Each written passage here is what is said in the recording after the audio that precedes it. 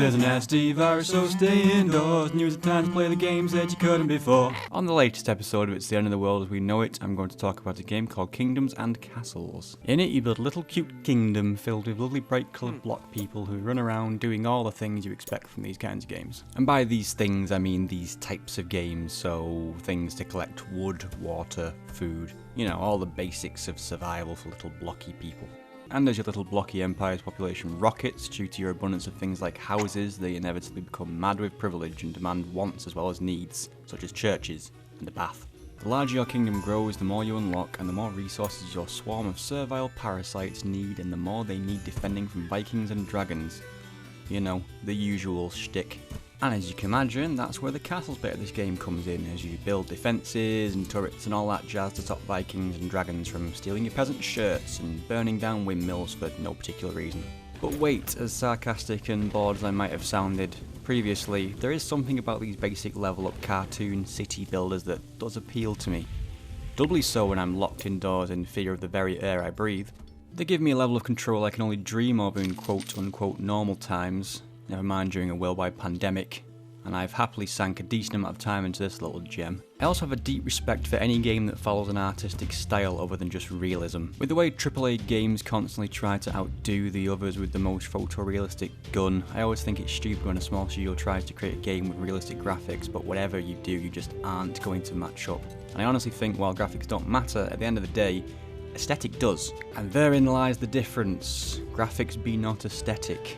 That said, I like the artistic aesthetic that Kingdoms and Castles has gone for. It's very basic, but it looks lovely, with rolling green fields, puffy white clouds, and even marauding warriors that just look oh so cute.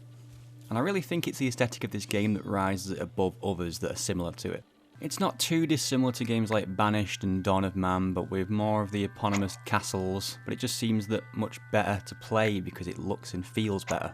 The colours pop, the little blocky fellas bounce around as they move, and the arrows arch in ridiculous ways that make them seem like they're made of chunks of lead. There's a satisfying thud when you place a building down and you slowly see your buildings rise up from a cloud of wooden support beams and dust into great architectural triumphs.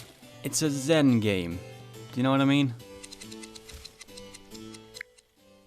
Maybe not, but that feels like the right way to describe it.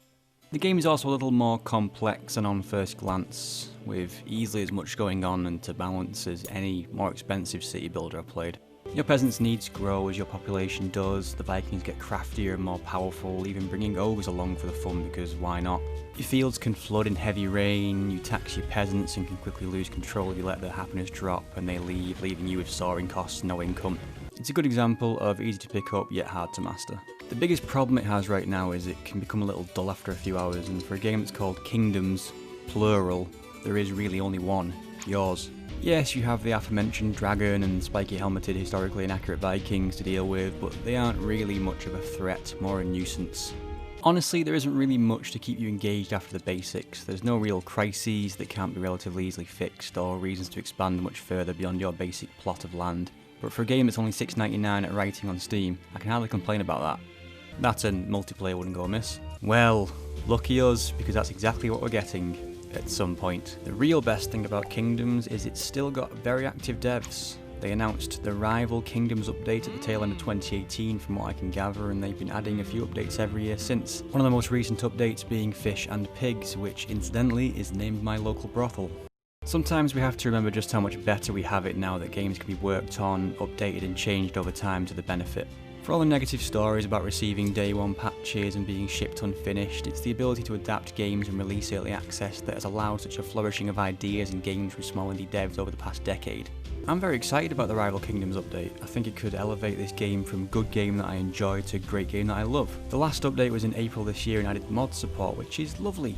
In conclusion, at the very least during this horrible period in human history, I can say I discovered Kingdoms and Castles. Small victories.